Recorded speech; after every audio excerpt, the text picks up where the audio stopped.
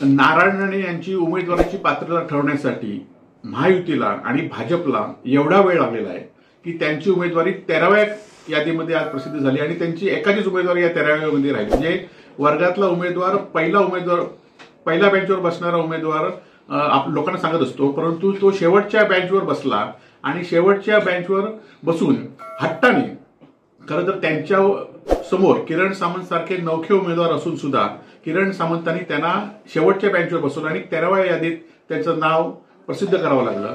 त्यामुळे भाजपची राणेंची पात्रता भाजपमध्ये केवढी आहे, महायुतीमध्ये केवढी आहे हे जनतेने ओळखलेलं आहे। आणि जर उमेदवाराची पात्रता जर भाजपमध्ये नसेल तर ते लोकांमध्ये असण्याची भाजप कशी काय अपेक्षा करते। आणि त्यामुळे या मतदारसंघामध्ये पुन्हा एकदा विनायक राऊत हे मोठ्या मताधिक्याने निवडून येतील।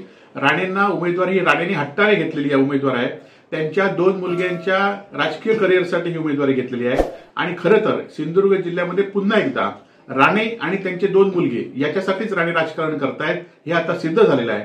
कारण किरण सामंतांना जर उमेदवारी त्यांनी दिली असती, त्यांना जर पाठिंबा दिला असता तर जिल्ह्यामध्ये लोकांनी वेगळं म्हटलं असतं की राणे कोणासाठी काम करतायत। परंतु आमचा 10 वर्षाचा जो संघर्ष आहे तो याच गोष्टीसाठी आहे की राणे कुटुंबीयच का, सगळ्या जागा असून दे, सगळे व्यवसाय असू दे, हे राणे कुटुंबियांसाठीच का, त्यामुळे राजकीय मक्तेदारी सुद्धा राणे कुटुंबियांसाठी काय, याचा लोक निश्चित मतदारांमध्ये विरोध करतील आणि आम्हाला त्याचा ठाम विश्वास आहे। त्यामुळे राणेंचा पराभव आता निश्चित आहे।